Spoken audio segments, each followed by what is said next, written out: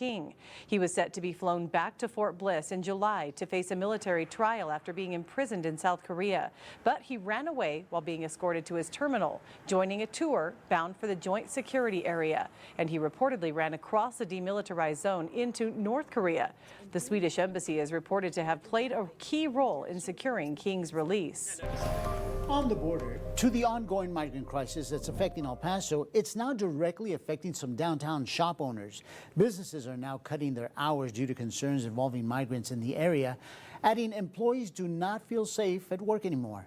Business owners say they're concerned about their safety and sales as migrants continue to fill the streets of downtown El Paso.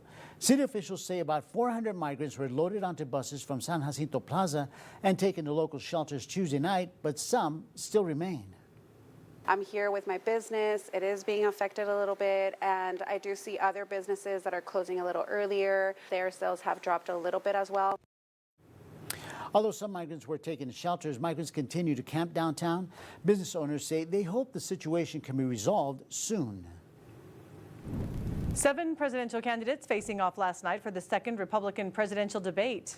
And once again, former President Donald Trump skipped the event entirely. As he had said he would, the 7 GOP contenders in Wednesday night's showdown at the Ronald Reagan Presidential Library in California provided a handful of memorable moments, including former South Carolina Governor Nikki Haley unloading what often seemed like the entire field's pent-up frustration.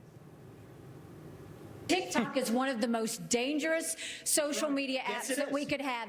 And what you've got, I honestly, every time I hear you, I feel a little bit dumber for what you say. I think we would be better served as a Republican Party if we're not sitting here hurling personal insults and actually have a legitimate debate about policy. In the next half hour, we'll hear more from the rest of the candidates.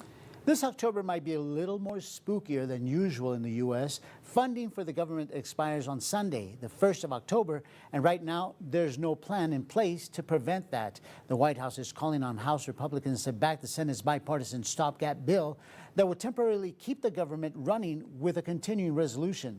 But some members of the House GOP are not showing signs of any compromise. Among the potential impacts of a shutdown, active military members and Border Patrol agents will go without pay. The federal judge overseeing Donald Trump's federal 2020 election subversion criminal case says she will not recuse herself from the case. She rejected a long-shot bid from the former president's team to remove her from the case.